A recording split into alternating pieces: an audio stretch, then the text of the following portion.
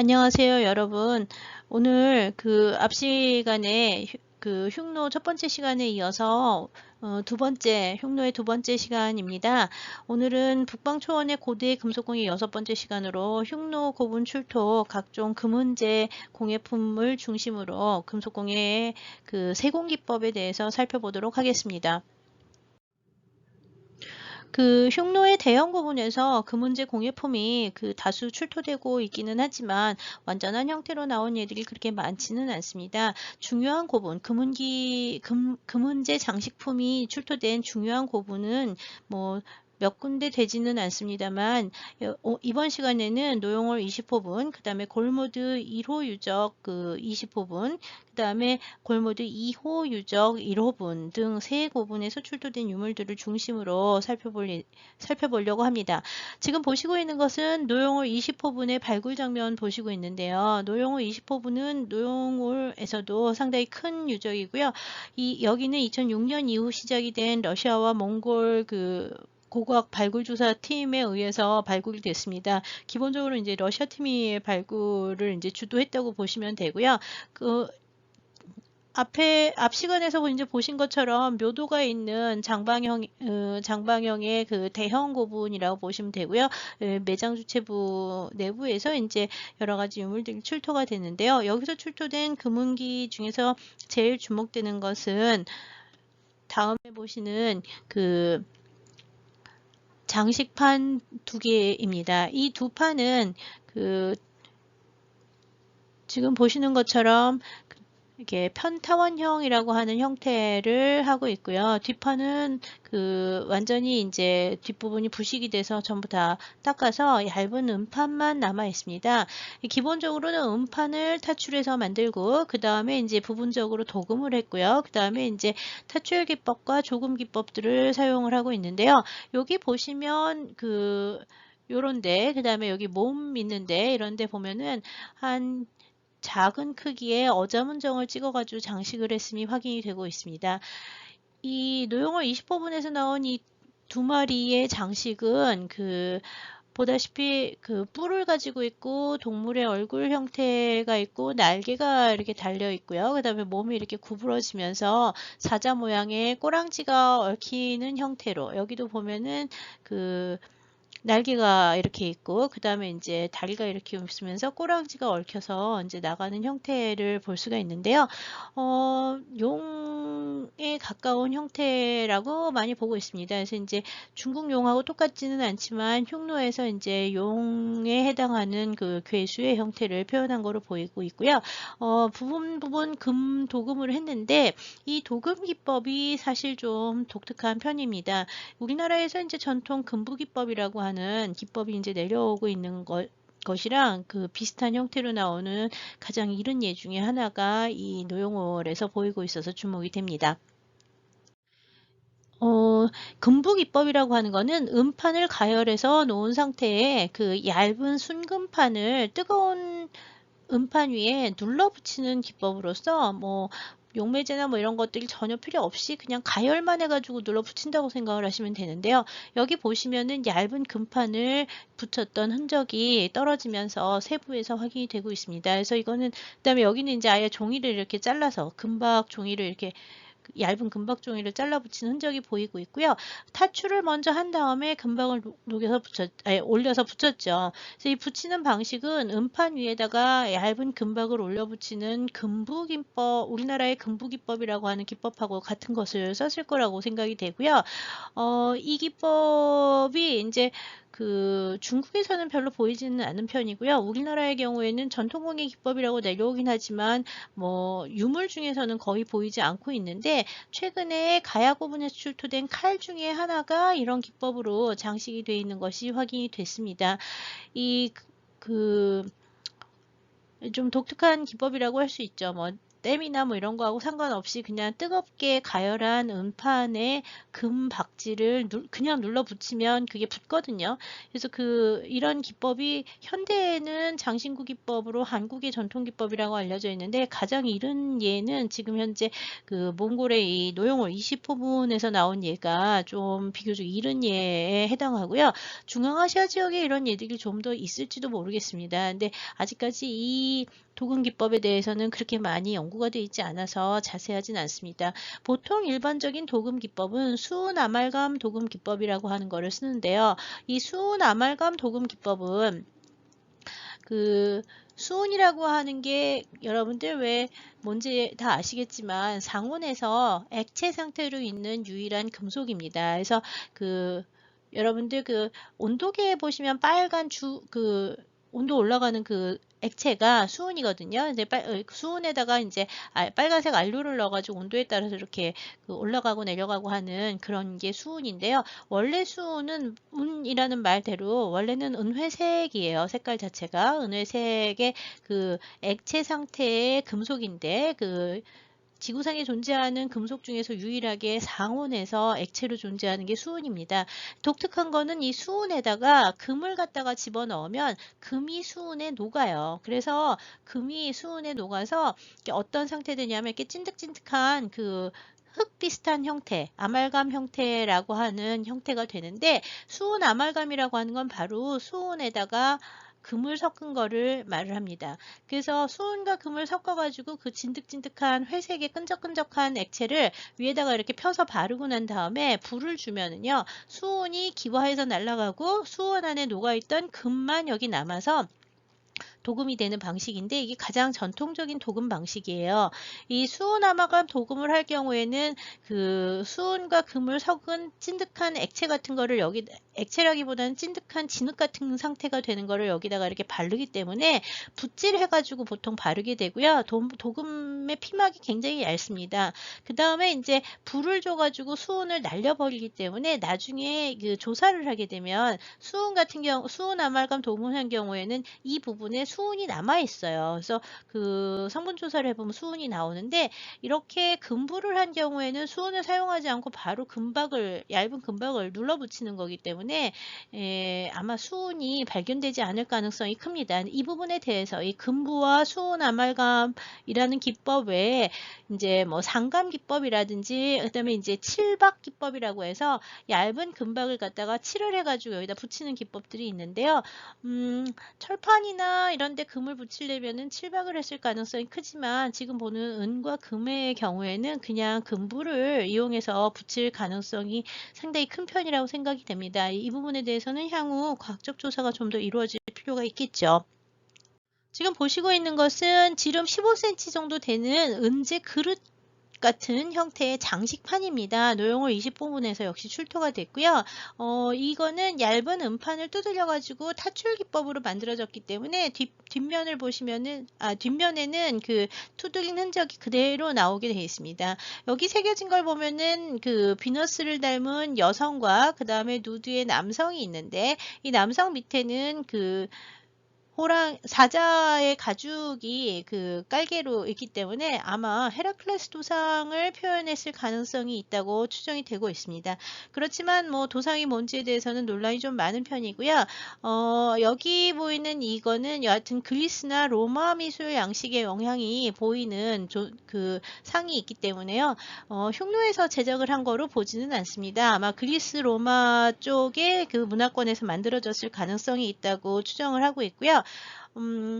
서방에서, 그러니까 유럽에서 만들어져서 이제 노용월 지역까지, 흉노 지역까지 전해진 수입품으로 추정을 하고 있습니다. 근데 정확한 제작지에 대해서는 아직까지 논란이 있고요. 도상도 역시 그리스 신화 중에서 헤라클레스 신화와 관계가 돼 있다고 보는 사람도 있지만, 다른 신화로 보는 견해도 있어서 아직 도상이나 그 다음에 이제 제작지에 대해서는 논란이 좀 있긴 합니다.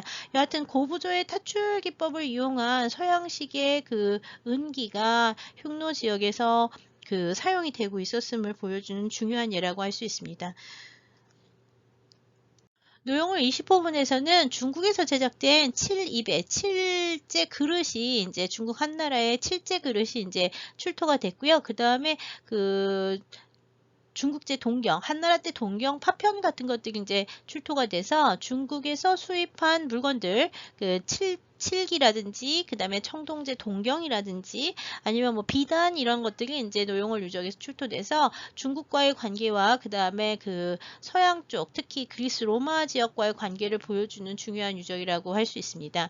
이 중국제 동경의 경우에는 그 지금 현재 흉노고분에 상당히 여러 개가 출토되고 있는데요. 오른쪽에 보시는 거는 골모드 유적 20호분에서 출토가 된 것입니다.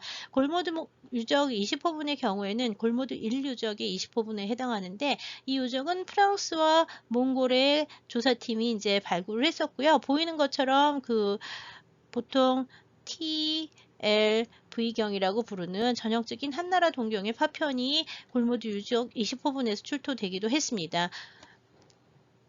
지금 보시는 것처럼 골모드 유적 20호분은 그 아주 거대한 고분이었고요.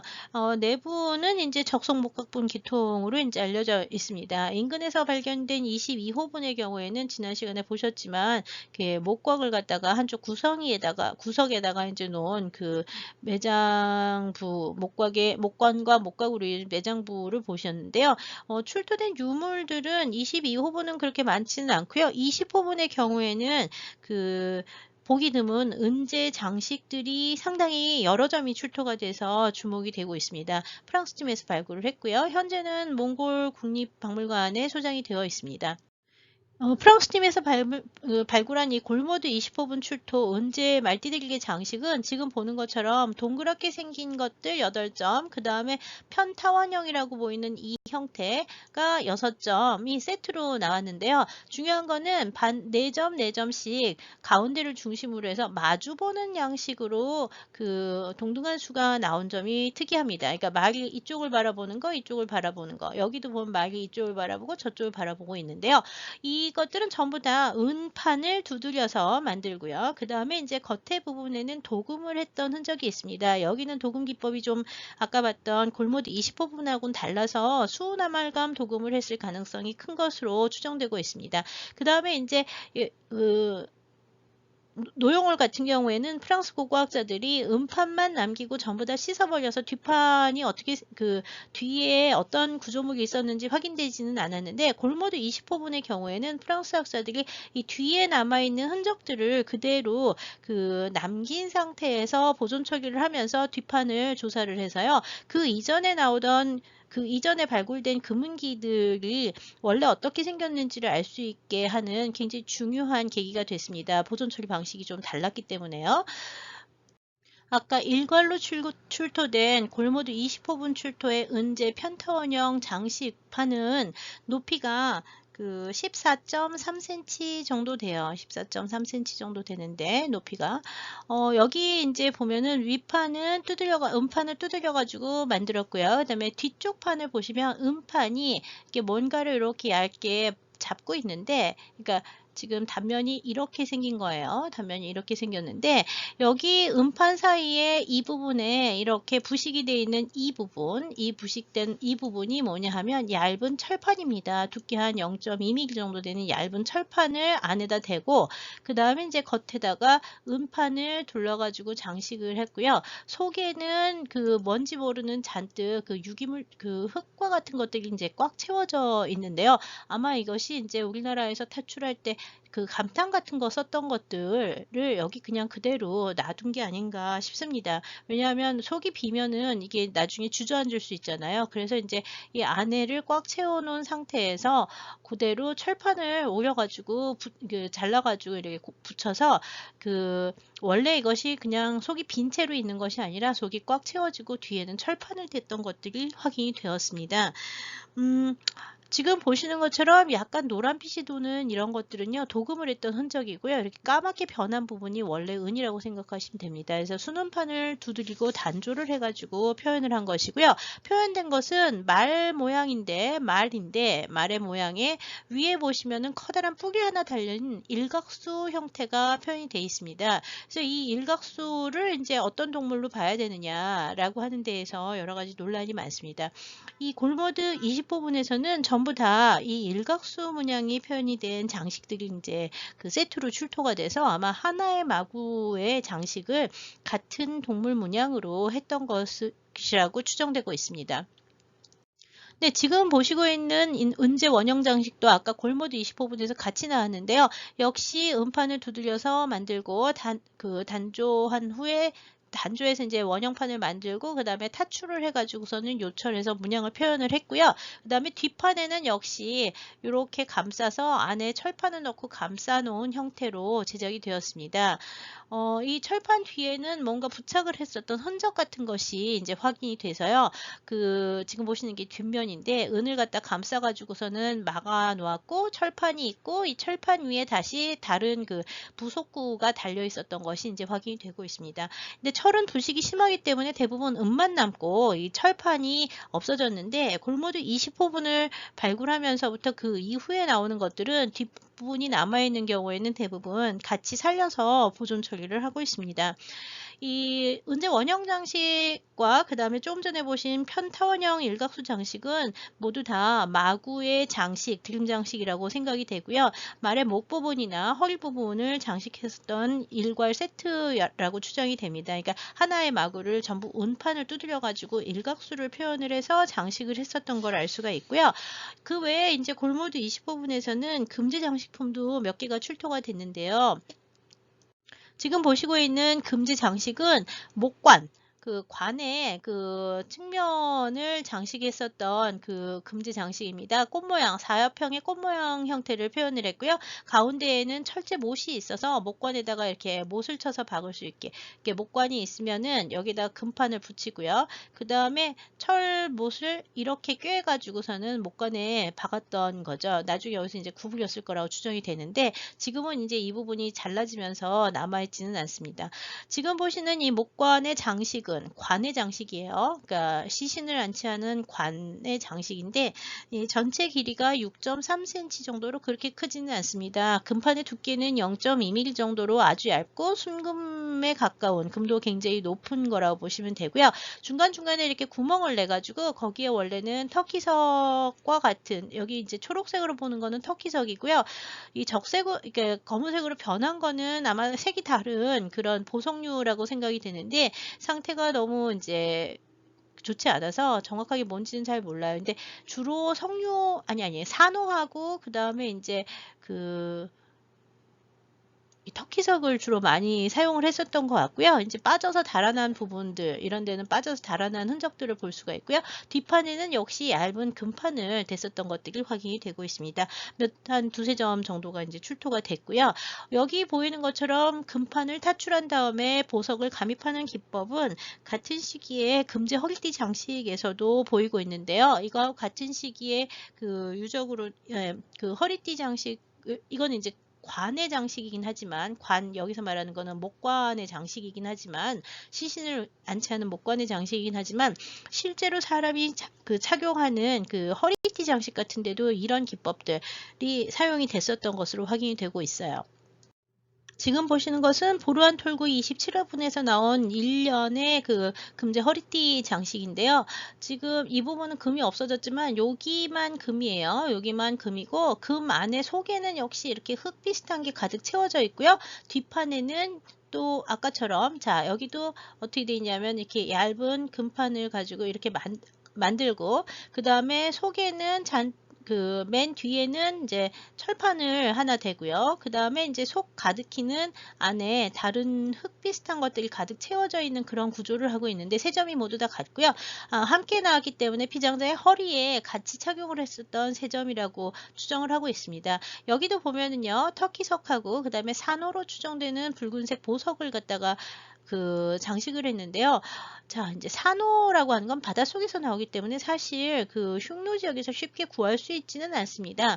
터키석의 경우에는 몽골 지역에 그 터키석 산지가 있었다고 추정이 되기 때문에 몽골에 서 이제 구했을 거라고 되지만, 이 산호로 추정이 되는 이 붉은색의 돌들은 사실 이게 진짜 산호인지 아니면 다른 것인지에 대해서 논란이 좀 있기도 하고, 어디서 가져왔는지 좀 애매한 부분이 많습니다. 여하튼 보석을 장식해서 파란색과 붉은색의 보석을 장식을 해서 타출 기법으로 이제 만드는 이런 금제 장식들이 그 허리띠 장식에도 사용이 되고 관의 장식에도 사용이 됐던 것으로 보아서는, 아마 이런 장식품들이나 금제 그 장신구, 금으로 장식을 한 장신구죠. 실제로 이 허리띠는 기능은 이 여기 하늘색에서 보이는 이 철판이 하는 거고요. 이 철판이 기능을 가진 거고, 그 다음에 이제 이 금판은, 보라색으로 표현된 금판은 장식인 거죠. 그래서 그 금과 그 철을 같이 이용해 가지고 철판에 금장식을 붙여서 만드는 이런 복합 금속의 장신구들이 그 나중에 이제 이것들은 최근에는 이 복합금속이라고 하는 게 뒷판이 확인이 되면서 복합금속인지 알려졌지만, 이전에는 금만 남아 있었기 때문에 금으로만 이렇게 얇게 만들었다고 생각을 했는데, 최근 2000년대 들어와서 발굴하는 모든 것들이 대부분 뒤에 철판이 있음이, 기능성을 가진 이 철판이 뒤에 대어져 있는 것이 확인이 되면서요, 금만으로 만들어진 것은 아니었다는 것이 확인되고 있습니다. 그 다음에 이제 이렇게 타출과 보석 상감 기법, 그 다음에 이제 여기 보면은 뭐 축조 기법이라든지 점선조 기법 같은 것들을 사용을 해서 문양을 표현하고 있는데요. 여기서는 여러분이 잘 안 보이시겠지만 두 마리의 뱀 같은 동물이 이렇게 서로 꼬아기를 트면서 이렇게 얽혀가는 형태로 표현이 되어 있습니다. 그래서 그 동물들이 서로 얽혀 있고, 그 다음에 이제 서로 싸우는 문양들, 그 다음에 아까 일각수에서 보이는 것처럼 말 모양이 변형된 그 성스러운 신수의 모습들, 이런 것들이 이제 많이 표현이 되어 있는데요. 이런 동물들은 지역적으로 어느 정도 이렇게 한 지역에서 나오는 동물들이 좀 일관되게 나오는 경향이 강해요. 세트를 갖다가 다 같은 세트로 여기도 보면은 이렇게 그 또아기 튼 뱀 두 마리가 이렇게 얽혀 있는 모습이 그 과대 전체에 있는 것처럼, 아까는 일각수가 전부 다 한 마구에 다 쓰여지고 뭐 이런 식으로 세트로 나오고 있기 때문에, 아마 이것이 한 부족이나 한 선우의 그 상징물이나 상징적인 그 동물들, 토템을 상징하는 것일 가능성이 있다고 추정되고 있습니다.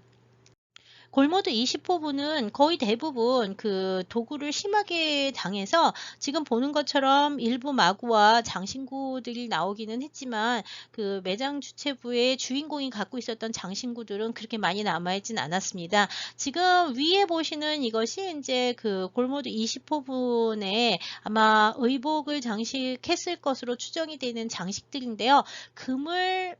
지금 여기 이제 세부를 보시면, 여기 세부를 보시면 그 얇은 금판을 하나 쓰고요. 그 금판 위에다가 다시 금판을 갖다가 붙여가지고 그 자리를 만들어요. 그래서 이 자리에다가 보석을 끼워 넣습니다. 그 다음에 이제 그 금 사이사이에 이제 뭐가 들어가냐 하면 여기 금알갱이를 이제 붙여서 장식을 하고 있는데요. 이 금알갱이를 붙여서 장식하는 기법이 누금세공 기법이죠. 그래서 여기 보시면 누금세공 기법하고, 그 다음에 보석 감장 기법과, 그 다음에 물론 이거 붙일 때 땜을 쓰죠. 그래서 이 땜을 써서 만드는 이 기법들이 장식이 된 이런 장식들이 상당히 여러 개 나는데, 뒷부분을 보시면, 이 판의 뒷부분을 보시면 여기 이렇게 그 모처럼 이렇게 돼 있는데요. 이거는 아마 가죽 같은 그 가죽이나 뭐 이런 데에다가 그 두꺼운 천이나 뭐 이런 데에다가 끼워서 그 끝을 구부려서 마감을 해서 사용을 했었던 실용적인 용도라고 보고 있어요. 장식이라고. 여기 보시는 이 그 물방울 형태의 그 장식이라든지 원형 형태의 장식이라든지 다 금으로 만들었고요. 파란색 돌들은 전부 터키석입니다. 그 다음에 별도로 금못 같은 형태들도 여러 개 나와 있는데, 이것들은 전부 다 복식에 달았던 장식의 일종이라고 추정을 하고 있습니다. 그래서 누금세공기법, 보석감장기법 이런 것들이 쓰여진 북방 유목민족 계통들의 황금공예, 황금세공공예 양식이 역시 골모드 20호분에도 계속 이어지고 있음을 확인할 수 있고요.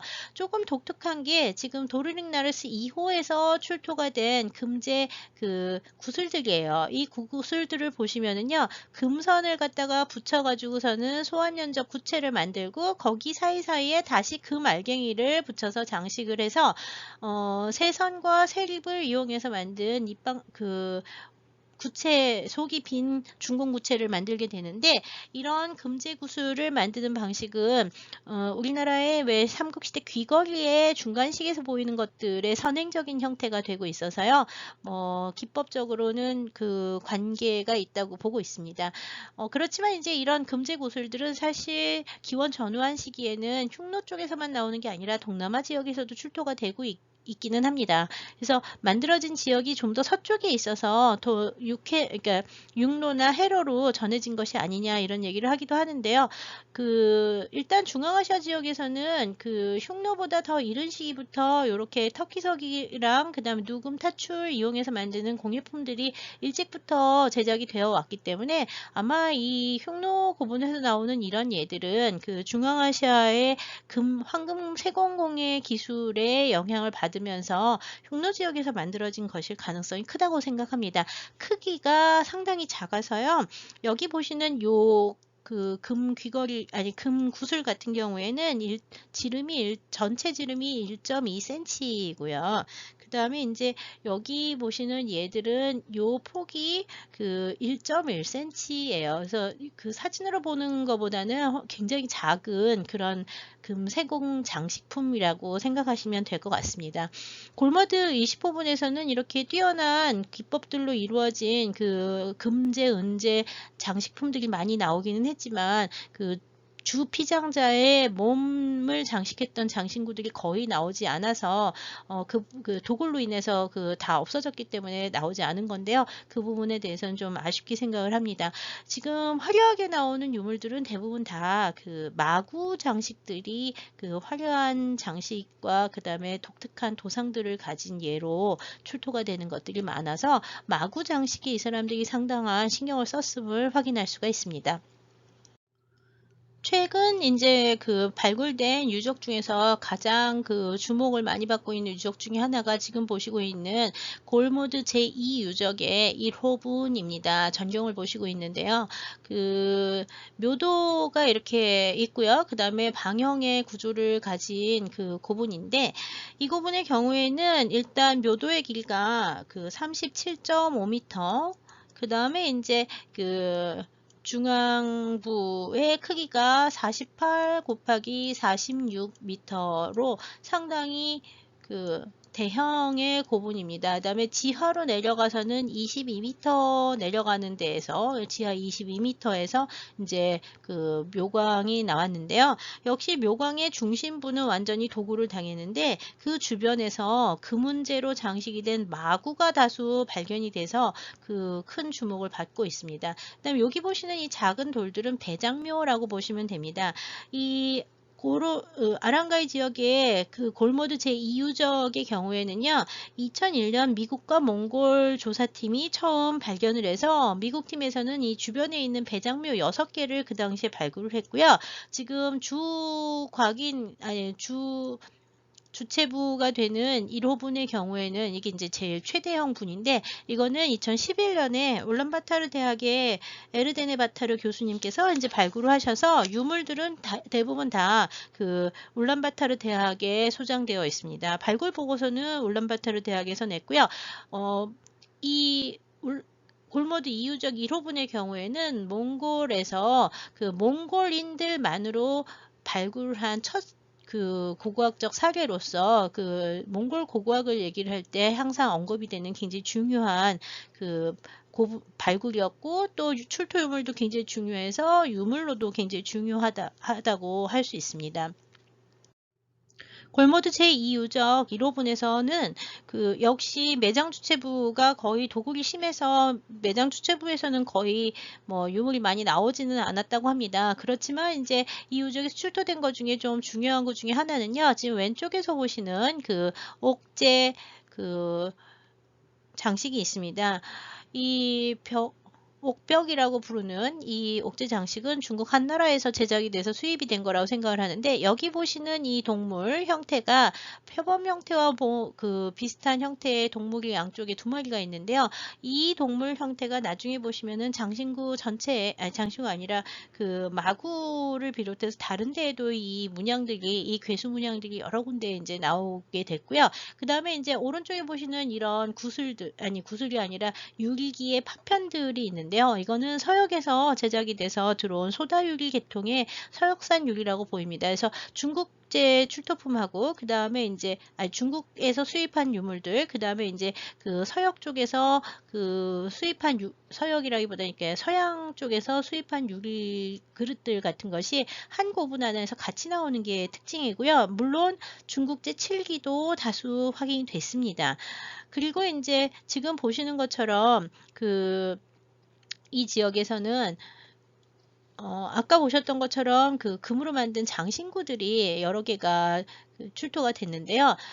아마 옷을 장식했던 장식들이라고 보이고요. 여기 보이는 이런 것들은 사실 아프가니스탄의 틸리아테페 유적에서 보이던 것들하고 상당히 비슷한 기분을 주는 그 장식들이 이제 발견이 됐는데요. 여기 보이는 여기에 그 장식판, 금제 장식판의 경우에는 전체를 다 그 금알갱이로 채워넣는 독특한 누금세공 기법으로 장식을 한 금제 장식판이 나와서 용도를 알 수는 없지만, 파편이라서 용도를 알 수는 없지만 금은 세공 기술이 상당히 뛰어나고, 이런 문양 형태는 사실 그 중앙아시아 지역에서는 별로 보이지 않는 그 문양이라서 뭐 오히려 좀 중국적인 느낌이 들기도 하고, 흉노 자체적으로 제작을 했던 문양일 가능성도 상당히 큰 편이라고 보입니다. 이 골모드 제2유적 1호분에서 출토된 유물들 중에서 가장 그 주목되고 유명한 유물은 지금 보시고 있는 그 금제 마구 일괄품입니다. 여기 가운데 보이는 이 긴 것이 말의 얼굴 등을 장식하는 마면이고요. 그 다음에 이제 나머지 이 원형판, 그 다음에 편타원형판, 그 다음에 이제 교구들, 그 교구, 띠고리들, 뭐 이런 것들이 전부 다 마구의 일괄품이라고 추정을 하는데요. 여기 가운데 보시는 이 원형판은 2점이 나왔고요. 2점이 나왔고, 이 직경이 13.1cm입니다. 그 다음에 이제 이 옆에 있는 편타원형판은 5개씩 양쪽으로 나왔는데, 역시 얘들도 아까 보셨던 그 골모드나 다른 데서 나오는 것처럼 가운데를 중심으로 해서 문양이 2개가 좀 좌우 대칭적으로 나오고는 있어요. 그래서 이쪽은 5개, 이쪽도 5개, 그 다음에 원형판이 하나씩 해서 나왔는데요. 여기 이제 보시는 이 편타원형은 높이가 17.5cm 정도가 됩니다. 그래서 얇은 금판을 두드려서 만들었고요. 역시 여기 보시면 남아있지만 뒤에 철판을 댔던 흔적들이 모두 다 확인이 되고 있습니다. 여기 철판 흔적이 보이시죠? 그래서 이 철판으로 이제 만든 위를 금판으로 감쌌음을 알 수가 있고요. 여기서 이제 주목이 되는 거는 이것들하고 같이 또 뭐가 나오냐면 마차 장식이 같이 나와서요. 이 마구는 아마 마차를 끌었던 말의 장식이 아닐까라고 하는 추정을 하기도 합니다. 물론 정확한 용도는 알 수 없죠. 대부분 다 마구의 장식이라는 거는 확실한데, 단독 말의 마구인지 아니면 마차를 끌던 말의 장식인지에 대해서 논란이 있다는 이야기예요. 울란바토르 대학 박물관의 그 발굴자들은 지금 보시는 것처럼 아까 보셨던 이 편타원형의 장식들이 이게 말의 앞부분, 그 다음에 뒷부분을 장식했던 것이라고 보고 있고, 2개, 그 다음에 3개 이렇게 해서 나눠놨다고 보시고 있고요. 그 다음에 요 가운데 있는 이 커다란 원형판 2개는요, 이게 말 위에 이렇게 장식으로 붙이지 않았을까라 그러는데, 이거에 대해서는 좀 논란이 많은 것 같아요.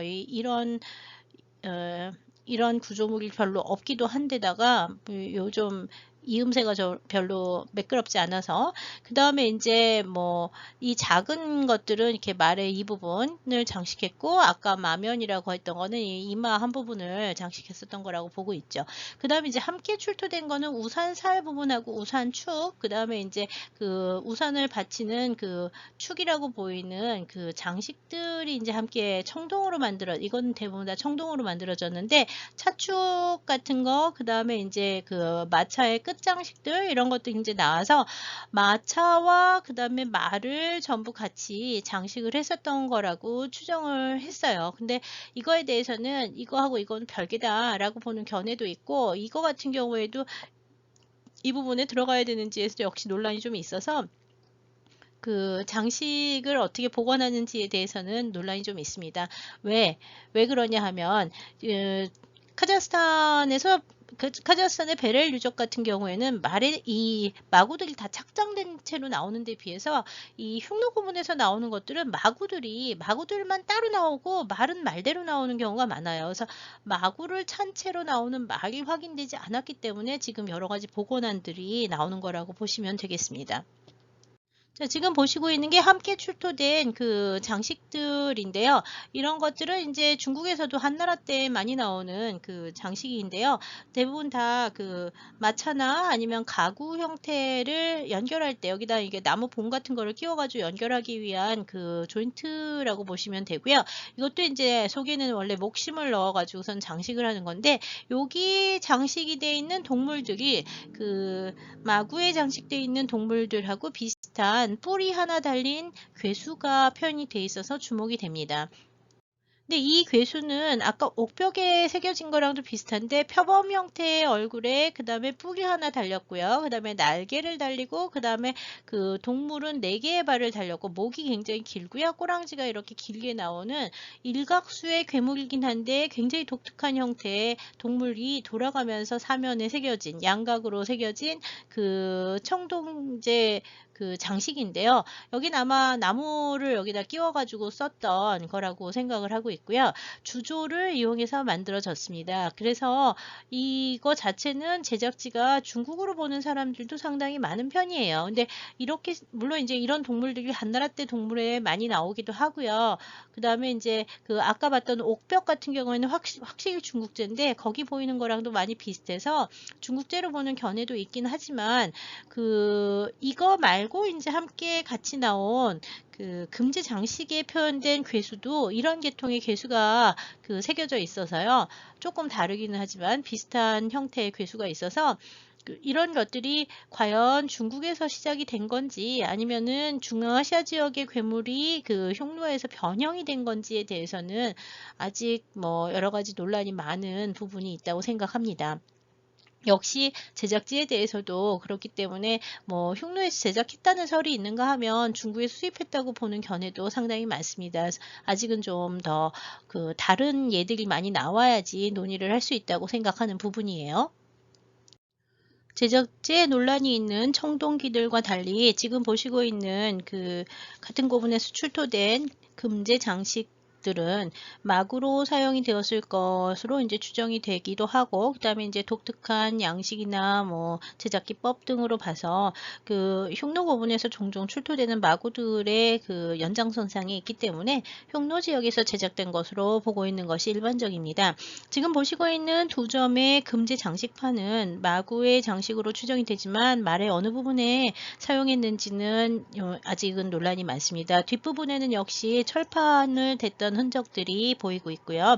전체 지름은 하나의 지름은 13.1cm 정도 여서 그 함께 출토된 은제 장식판하고 비슷한 크기를 가지고 있습니다. 지금 보이는 은제 장식판은 두 점이 양쪽을 보고서 여기 보면 동물의 형태가 표범 형태의 얼굴에 긴 목을 가지고 있고 커다란 새와 같은 날개를 가지고 있는데, 여기 보면은 다리가 하나 있고요. 이 밑에 또 다리가 있어서 다리가 모두 4개였던 것으로 보입니다. 여기 짧은 앞다리가 있고요. 그 다음에 이제 여기 뒤에 다리가 또 있어서 그 짧은 앞다리와 날개, 그 다음에 이제 요 부분이 이제 다리가 돼요. 그 다리가 이렇게 앞으로 이렇게 구겨진 형태가 있는데 그 짧은 다리 2개와 그 다음에 긴 다리 2개, 그 다음에 커다란 그 날개를 가진 표범의 형태, 긴 목을 가진 표범의 형태로 나오는데 이 동물이 무엇인지에 대해서는 알 수가 없습니다. 지금까지 이런 유사한 동물들은 한 번도 나온 적이 없고요. 몽골에서 나온 이 동물들이 거의 유일한 예라고 볼 수 있습니다. 여기 보면은 표범처럼 생겼는데 눈이 이렇게 있고요. 그 다음에 중간에 보면은 그 뿔이 하나 달려 있어서요. 역시 일각수였을 것으로 추정이 되고 있습니다. 좀 자세한 상태로 보시면 이런 형태가 되는데요. 왜 안 좋아지지? 지금 보시는 것처럼 이제 세부를 보시면 그 얼굴 형태나 아니면 날개 형태 사이사이에 지금 이 부분에 보시면 터키석이라든지 아니면 뭐 가넷으로 추정이 되는 장식들을, 보석 장식들을 이제 박았고요. 타출을 해가지고 만들었습니다. 얇은 금판을 타출을 해서 만들었고요. 검은색에 가까운 그 보석도 역시 박혀 있습니다. 아까 보셨던 그 뭐 골모드 20호분이라든지 뭐 이런 데서 나오는 것들과 제작 기법 자체는 비슷한데 조형 양식이 완전히 다른 양상을 보여줍니다. 특히 동물의 표현이 굉장히 생생하고 뛰어난 점이 특징이라고 할 수 있고요. 입을 벌린 사나운 표범의 형태를 잘 표현을 했고, 그 다음에 이제 뿔이 하나 있고 긴 목에다가 몸 부분에는 이렇게 비늘도 아니고 털도 아닌 것을 조금 기법을 이용해서 장식을 했고요. 날개 표현은 상당히 입체적인데 날개 한쪽 부분은 터키석이라든지 이렇게 보석을 박아서 장식을 하고 있습니다. 그래서 그 다음에 이제 중간중간에 이런 꽃 형태들이 이제 타출돼서 장식이 들어가는 것을 볼 수가 있고요. 이런 동물들은 중근동 지역이나 뭐 서역 쪽에서도 찾아보기가 좀 힘들기 때문에 정확한 도상적 기원을 알 수가 없어서 아마 흉노 지역에서 숭앙이 되던 독특한 신수의 일종이 아니냐, 성스러운 동물, 상상의 동물이 아니냐라는 추정을 하고 있습니다. 제작 기법적 측면에서는 타출 기법과 보석 상급 기법, 그 다음에 조금 기법 등이 사용이 됐고, 보석도 색깔이 다채로운 그 검은색, 파란색, 그 다음에 붉은색, 그 다음에 여긴 빠졌지만 검은색 등 이렇게 여러 가지 색깔이 이제 섞여 있기 때문에 그 사르마트 스키타이 지역의 그 시기가 좀 늦은 시기에 만들어지는 다채양식 장신구, 사르마트 문화권에서 나오는 다채양식 장신구의 영향을 받으면서 만들어진 장신구라고 볼 수 있고요. 이런 장신구들은 사실 중앙 유라시아 지역에서는 기원 전후한 시기에 아주 광범위하게 만들어지고 그 다음에 유통이 되었었던 것으로 추정이 되고 있습니다. 지금 보시는 것처럼 일괄품 중에는 교구, 그러니까 띠고기로 사용하는 교구들이 이제 몇 개가 있고요. 마구리 장식 같은 얘들이 좀 있습니다. 이제 마면으로 추정하는 긴 장식도 있는데, 여기도 보면은 여기 동물 얼굴하고 그다음에 뿔이 있어서 동물이 장식이 되어 있음을 확인할 수가 있죠. 그래서 표범 모양의 뿔 하나와 날개를 가진 그 기괴한 동물이 이제 새겨진 세트가 이제 금으로 만들어진 얘가 이제 출토가 된 게 특징이고요. 편타원형 장식에도 역시 같은 상상의 동물들이 있어서 이 금제 교구 세트는 하나의 말을 장식했던 한 세트라고 추정을 하고 있습니다. 지금 보시는 골모드 제2 유적 1호분에서 출토된 은제 장식판은 조금 전에 보신 유적과 같은 데서 출토가 된 은제 마구 세트입니다. 아까 보신 것처럼 역시 크기가 비슷한 13.23cm 정도, 13cm 가량의 지름을 가진 얇은 은판을 타출해서 만든 장식판하고, 그 다음에 여러 개의 한 뭐 10여 점 이상의 편타원형 장식들이 함께 나왔는데요. 골모드 20호분에서 나온 거하고 비슷하게 여기도 지금 보시는 것처럼 반대로 좌우대칭으로 그 가운데를 바라보는 형태로 이제 표현이 되고 있습니다. 골모드 20호분에서도 이제 그런 형태로 말이 표현이 돼 있었는데, 말의 형태는 좀 차이가 있긴 합니다만 여하튼 말 위에 이렇게 기다란 뿔이 하나 표현이 되어 있는 형태로 일각수가 표현이 되어 있어서요. 여기 날개 역시 가지고 있죠. 그래서 날개가 달린 말의 형태가 표현이 되고 있어서 이게 이제 그 천마 계통이 아닐까라고 추정을 하고 있기는 한데 유니콘으로 서양식 유니콘으로 해석하는 사람이 있는가 하면 그 동양의 그 중국 한나라 때 나오는 기린이라고 하는 동물로 해석을 하는 경우도 있고요. 또 그 몽골에서는 자체적으로 내려오는 신화 중에 빌게트 거르러스라고 하는 이렇게 일각수 동물 이야기가 나온다 그래요. 그래서 그 동물로 보는 견해가 있습니다. 여하튼 도상이 좀 확실하진 않지만 여하튼 계속 이 골모드 지역에서는 골모드 제1유적이나 골모드 제2유적, 골모드 아랑가이 지역에서는 이 뿌리 하나 달린 그리고 날개를 가지고 있는 말 모양의 신수가 이 지역에서 이제 널리 숭앙이 되던 신수였을 거라고 추정을 하고 있어요. 그래서 금제 장식에 나오는 그 표범 형태의 일각수 동물하고 그 다음에 이제 그건 이제 좀 표범 형태니까 그 육식성 동물이 되죠. 그 사자나 그 고양이과의 맹수 형태를 하고 있는 거하고 지금 보는 것처럼 그 말 모양의 동물들하고 두 종류의 상상의 동물들이 같은 유적에 같은 유적에 이제 조형화되어 있었음을 확인할 수 있습니다. 지난번에 한번 보셨지만 카자흐스탄 유적에서는 베렐 유적에서 지금 보는 것처럼 그 가짜 뿔을 가진 말이 출토가 된 예가 있거든요. 그래서 지금 보이는 이 골모드 이유적 1호분에서 나오는 이 은제 마구의 일각수 표현이라고 하는 게 말의 형태로 굉장히 비슷하게 생겼는데 이제 뿔이 하나 달린 것으로 봐서 이 말을 실제 의뢰에 사용했던 말의 이미지, 스키타인들의 말의 이미지에서 가져온 것을 표현한 것이냐라고 하는 학설이 최근에 생겼습니다. 이게 얼마 전까지 이 베렐 유적이 나오기 전까지는 대부분 다 이것은 상살의 동물이자 뭐 신수 같은 계통으로 무조건 봤는데 베렐 유적에서 지금 보는 것 같은 형태의 장식들이 나오면서는 의뢰용 동물들을 표현한 오히려 좀 사실적인 거로 표현한 의뢰용 말들을 표현한 게 아니냐라는 의견이 나와서 지금 이 도상의 해석에 대해서는 여러 가지 논란이 있습니다.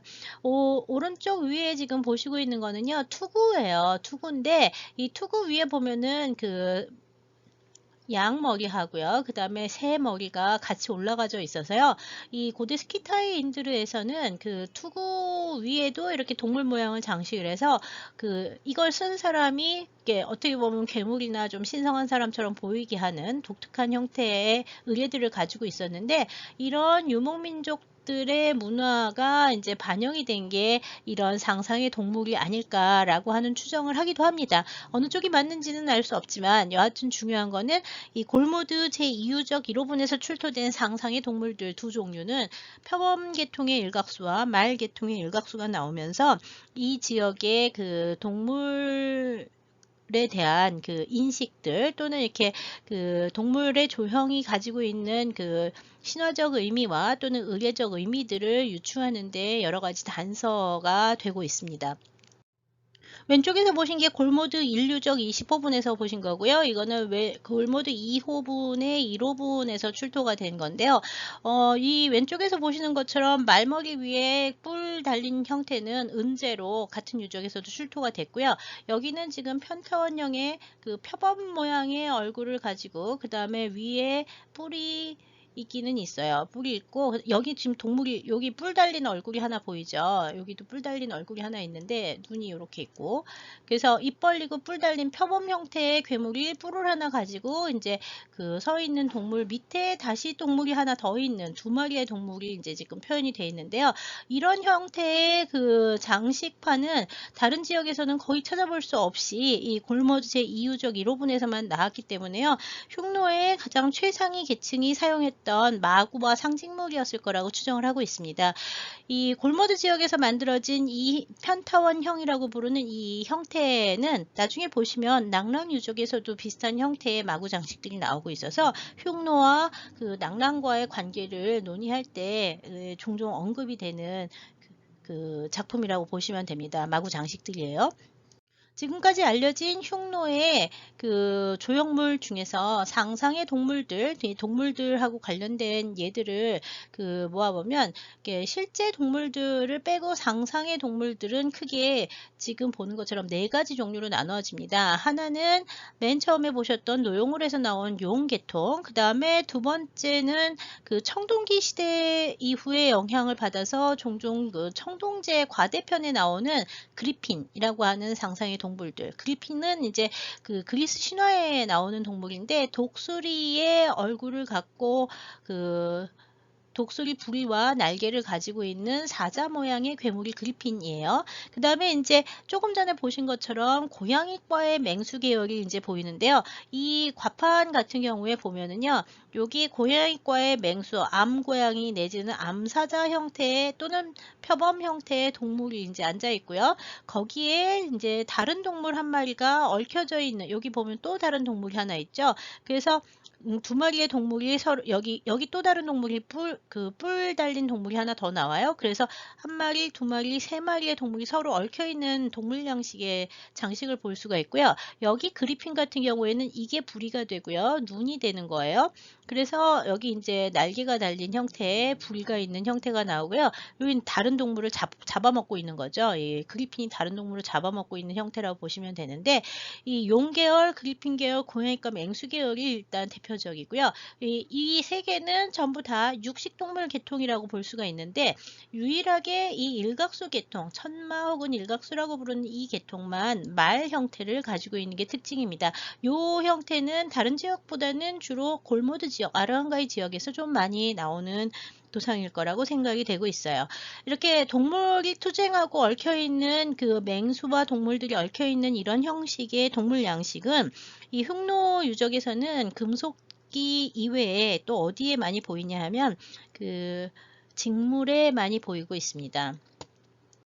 지금 보시고 있는 것은 1924년 러시아의 학자 코즐로프가 노용홀에서 이제 발굴을 한 양탄자 카페트인데요. 카펫인데 이 양탄자는 그 양털로 만든 펠트를 이용해서 그 제작을 했다고 알려져 있고요. 그 당시에 두 점이 나왔는데요. 온전한 한 점과 그 다음에 이제 또 다른 한 점은 반을 잘라서 하나는 몽골에 하나는 러시아로 가져가서 현재 세 조각으로 나뉘어져 있습니다. 전체 길이는 지금 보시는 거는 러시아로 가져간 온전한 형태인데요. 전체 길이는 260cm, 2m, 2.6m가 되는 거죠. 2.6m가 되고요. 노용을 6호에서 이제 출토가 되는데, 이런 카페트 같은 것들은 이제 목관 주위에서 감싸는 형태로 많이 출토가 되고 있고요. 여기 나오는데 중요한 것은 이제 구획을 하고요. 그 다음에 이제 아플리케 기법으로 자수를 해서 장식을 했는데, 여기 보시면 동물들이 서로 싸우는 형태로 나오고 있습니다. 여기 보시는 요 장면하고 요 장면은 같은 장면이에요. 그래서 건너가면서 같은 게 나오는데, 요 장면하고 요 장면은 순록 또는 커다란 뿔을 가지고 있는 숫사슴을 그리핀이 이렇게 잡고 있는 장면이 나와서요. 그리핀하고 숫사슴이 나오고 있고요. 요 가운데 있는 장면은 고양이과 동물들이 이제 싸우는 형태가 보이고 있어요. 여기 이제 건너가면서 그 그리핀 한 번, 그 다음에 동물 한 번, 이런 식으로 이제 나오는데요. 여기 이게 그리핀이 되는 거죠. 여기는 이제 그 사슴 모양이 되고요. 그래서 그 다음에 중간중간에는 이제 나무 형태를 장식을 했는데요. 펠트와 아플리케로 만들어진 이런 것들은 현지에서 제작됐을 가능성도 상당히 크다고 추정되고는 있습니다. 현재 몽골에 남아있는 그 카페트의 세부를 잠깐 보시겠습니다. 좀 전에 보신 거는 러시아로 가져간 온전한 형태의 양탄자고요. 지금 보시는 것은 지금 몽골에 남아있는 같은 유적에서 출토된 같은 그 계열의 양탄자의 세부인데요. 아까 보시면은 이렇게 황소 같은 형태, 여기 보이는 이 동물은 여기 눈 있고요. 그 다음에 여기 눈 있고, 여기 보이는 이게 이제 사자 모양의 동물인데 날개가 달려서 장식이 있고요. 황소 비슷한 뿌리 두 개가 달린 황소 같은 것을 이제 물고 있는 형태로 표현이 되고 있어요.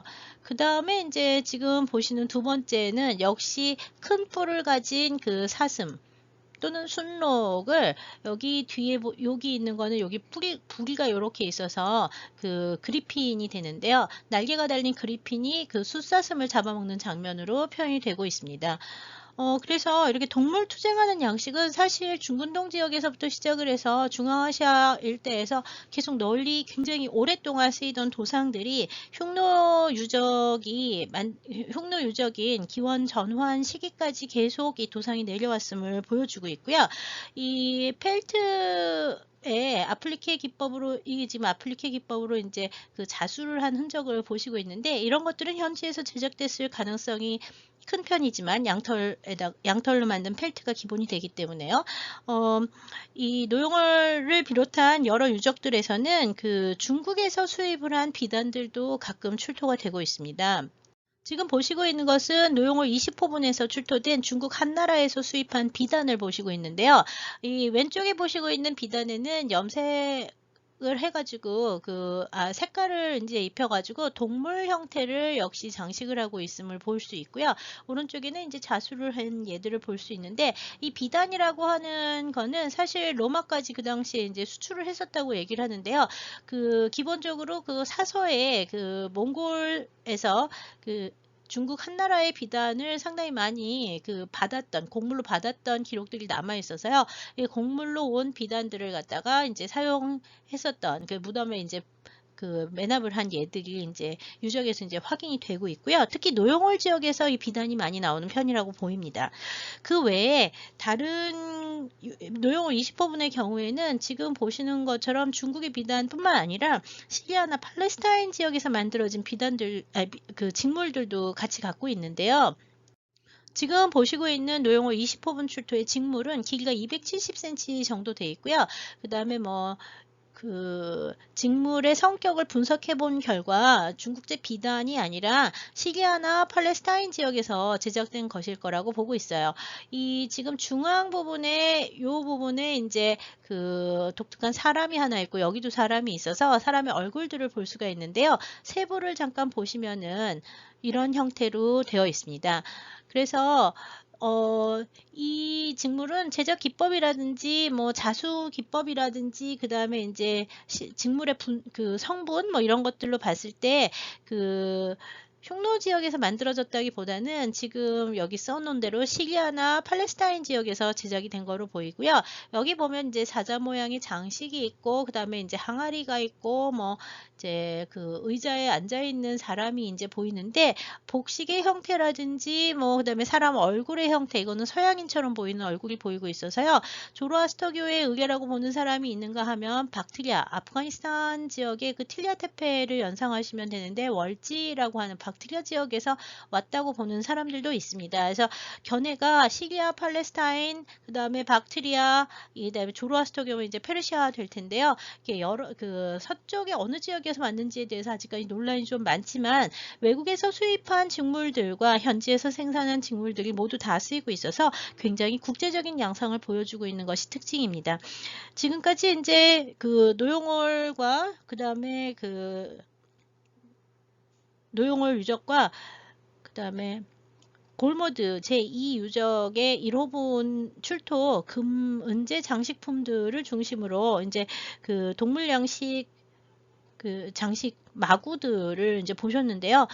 아쉽게도 여기 보이는 이 수많은 사람들은 그 당시에 흉노인들이 만났던 외국인들의 모습일 거라고 생각이 되고요. 실제 흉노인들이 어떻게 생겼는지에 대해서는 여러 가지 논란이 있긴 합니다. 물론 분석을 해보면 흉노도 각 지역마다 나오는 인종들이 조금씩 차이가 있어서요. 몽골리안 계통이 나오는가 하면 또 이제 좀 더 서쪽에 서쪽 사람들의 DNA가 발견되는 경우도 있어서요. 여러 다민족 국가였을 가능성이 크다고 얘기를 하고 있어요. 동쪽으로는 중국을 지나서 한반도까지, 그 다음에 서쪽으로는 시리아 일대까지 영향을 미쳤던 것으로 보이는, 또는 교류를 했었던 것으로 보이는 흉노인들의 문화에 대해서는 아직까지 알려지지 않은 바가 더 많습니다. 이 흉노인들의 고분들은 19세기 말부터 발굴을 하기 시작을 했지만, 실제적으로 여러 가지 해석들이 나오는 새로운 유물들이 출토되기 시작한 거는 2000년대 이후에 집중되고 있고, 최근에는 발굴을 하는 대로 계속 새로운 유물들이 보존 처리 기술과 발굴 기술이 늘어나면서 훨씬 더 많은 자료들을 확보하고 있습니다. 지금 보시고 있는 것은 노용월 20호분에서 나온 직물 중에 한 부분인데요. 여기 왼쪽에 동물을 사냥하고 있는, 활을 쏘면서 사냥하는 인물이 하나 보이는데, 이 사람이 이제 흉노인의 그 당시의 모습을 묘사한 것이 아닐까라는 추정을 하기도 합니다. 흉노인의 성격이 아직까지 모호한 부분이 많긴 하지만, 이들은 철과 그 다음에 토기를 생산을 했고, 그 다음에 이제 일부 토성을 짓고 거주를 했었던 흔적들도 확인이 되고 있습니다. 그 다음에 이제 국제 무역의 중추가 됐었던 흔적들도 보이고 있어서, 멀리로는 이집트에서 만들어진 유물들도 흉노 고분에서 확인이 되고 있을 정도로 굉장히 국제적인 교역이 활발했었던 민족들이라고 생각을 합니다. 이 민족으로 보아야 될지 아니면 이 거주하는 생활 습관에 따라 공동체, 문화 공동체로 봐야 될지에 대해서도 여러 가지 논란이 있긴 합니다. 아직까지 흉노에 대한 부분은 그동안은 이제 중국 사서에 의해서 이렇게 야만족 또는 뭐 이렇게 정말 흉악스러운 오랑캐로 보아왔던 것들과는 달리, 최근 흉노 고분들의 발굴 결과는 이들이 상당히 뛰어나고, 그 다음에 현지 자연과 그 다음에 문화를 갖다가 잘 적절하게 조화시키면서 살았던 상당히 발달된 문화를 가졌던, 나름대로 발달된 문화를 가졌던 집단이었음을 확인할 수 있습니다. 지금까지 이제 흉노 고분에 대한 흉노 고분과 그다음에 흉노 고분에 출토된 금속기에 대한 얘기들을 계속 드리고, 이것으로 이제 흉노에 대한 얘기를 마치려고 하는데요. 최근에도 매년 흉노 고분들은, 몽골의 흉노 고분들은 여러 나라에서 들어가서 발굴을 하고 있습니다. 국립중앙박물관에서도 역시 몽골의 학술 조사를 작년 여름에 나가서 도르링 나르스 지역의 유적을 발굴을 했는데요. 여기는 유튜브의 이 사이트에 들어가서 보시면, 국립중앙박물관 사이트, 유튜브 사이트에 들어가시면 한몽 공동 학술 조사 2019년 몽골 조사의 추억이라고 하는 간단한 동영상이 올라가 있습니다. 이를 통해서 이제 우리나라에서 작년에 도르링 나르스에서 한 고고학적 성과들을 만나보실 수 있을 것이라고 생각합니다. 이와 같이 이제 한국, 중국, 그 다음에 일본, 그리고 프랑스, 그 다음에 뭐 러시아 등 세계 각국의 고고학자들이 몽골 고고학자들과 함께 여러 흉노 시대 유적을 발굴을 하면서 최근 계속 새로운 유물들과, 왜냐하면 새로운 고고학적 사실들이 밝혀지면서 흉노에 대한 연구가 계속 진행이 되고 있습니다.